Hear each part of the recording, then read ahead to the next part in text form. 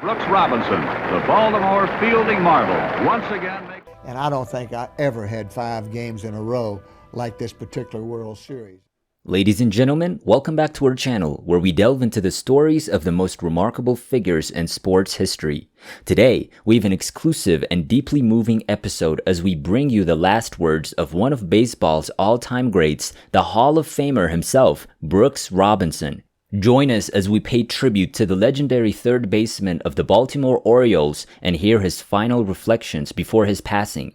As we explore Brooks Robinson's final moments, it's essential to understand the full magnitude of his extraordinary career. He led the Orioles to 4 American League pennants and 2 World Series championships, establishing himself as a key pillar of their dominance in the 1960s and 1970s. Robinson's dedication to the game and his teammates was unmatched, leaving an indelible mark on the hearts of Orioles fans around the world.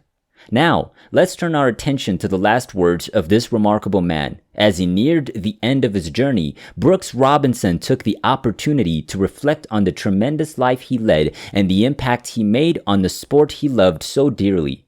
In his final days, he shared these words: "I have been truly blessed to have lived a life filled with passion, determination, and unyielding love for the game of baseball." Despite his incomparable achievements, Brooks Robinson was always a humble and grateful individual. In his final words, he expressed his deep appreciation for the people who contributed to his success. "To my coaches, teammates, and mentors, thank you for guiding me on this incredible journey. Without your support and belief in me, I would not have become the player I'm remembered as today." Like any true legend, Brooks Robinson was eager to pass on his wisdom to future generations of athletes. In his last testament, he shared a message for young players striving to make their mark.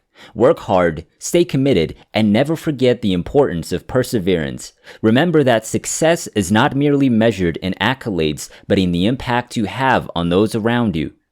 The Baltimore Orioles were Robinson's home, the place that sculpted him into a baseball icon. In his final words, he poured out his love for the organization and its dedicated fan base. "To the Orioles fans, your unwavering support has meant the world to me. It was an honor to wear this jersey and be a part of your lives. Cherish the memories we shared, as I will always cherish them too." In this emotional journey, we cannot ignore the legacy left behind by Brooks Robinson. His impact extends far beyond his playing days as he continues to inspire generations of baseball enthusiasts.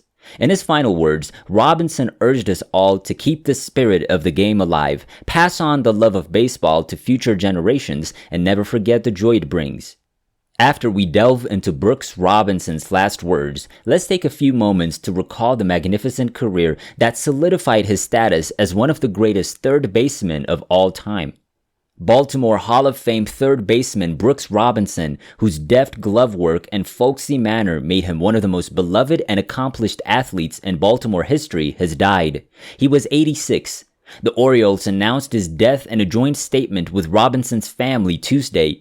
The statement did not say how Robinson died. Coming of age before the free agent era, Robinson spent his entire 23-year career with the Orioles. He almost single-handedly helped Baltimore defeat Cincinnati in the 1970 World Series and homered in Game 1 of the Orioles' 1966 sweep of the Los Angeles Dodgers for their first crown. Robinson participated in 18 All-Star games, won 16 consecutive Gold Gloves, and earned the 1964 All-Most Valuable Player Award after batting .318 with 28 home runs and a league-leading 118 RBIs. An integral part of our Orioles family since 1955, he will continue to leave a lasting impact on our club, our community, and the sport of baseball, the team said.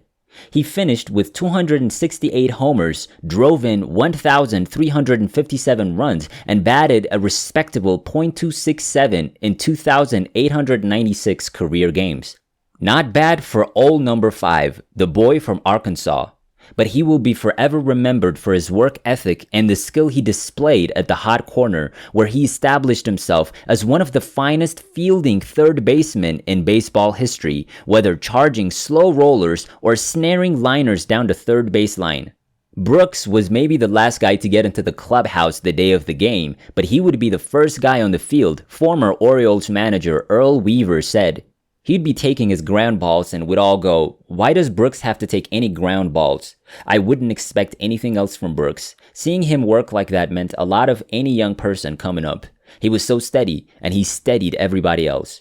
Robinson arrived in Baltimore in September 1955 as an 18-year-old after spending most of his first professional season in baseball with Class B York.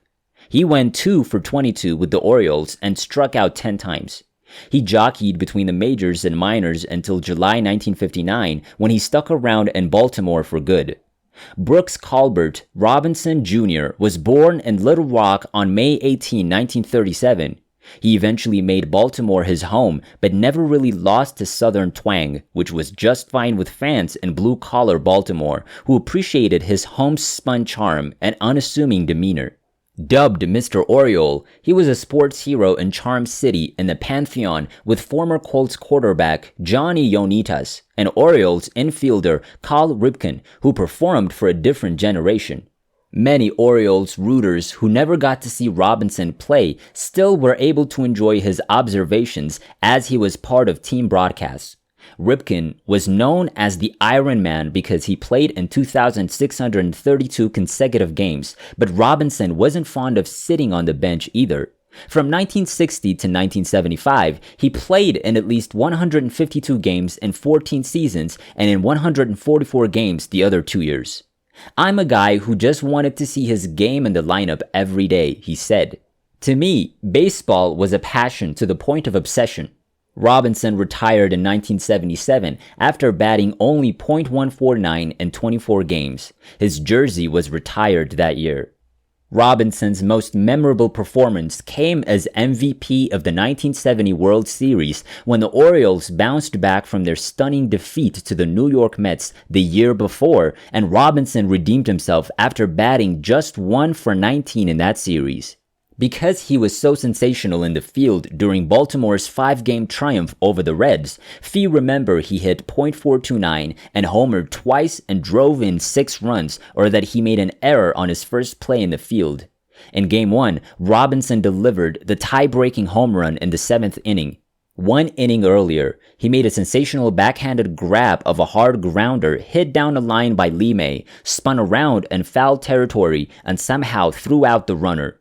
Robinson contributed an RBI single in the second game and became forever a part of World Series lore with his standout performance in Game 3.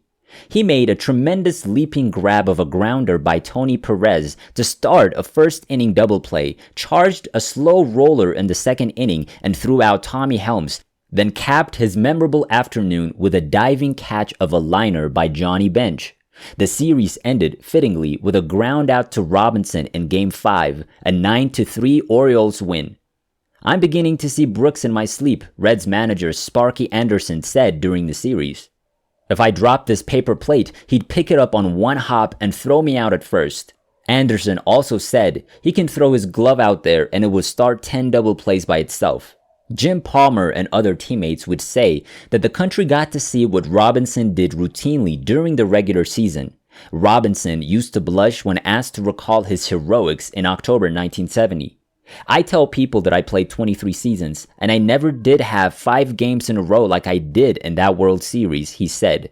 "It was a once-in-a-lifetime 5-game series for me, and it just happened to be in a World Series." His legacy in Maryland continued long after his retirement. There is a Brooks Robinson Drive in Pikesville, and the annual State High School All-Star Game played at Camden Yards is named in his honor.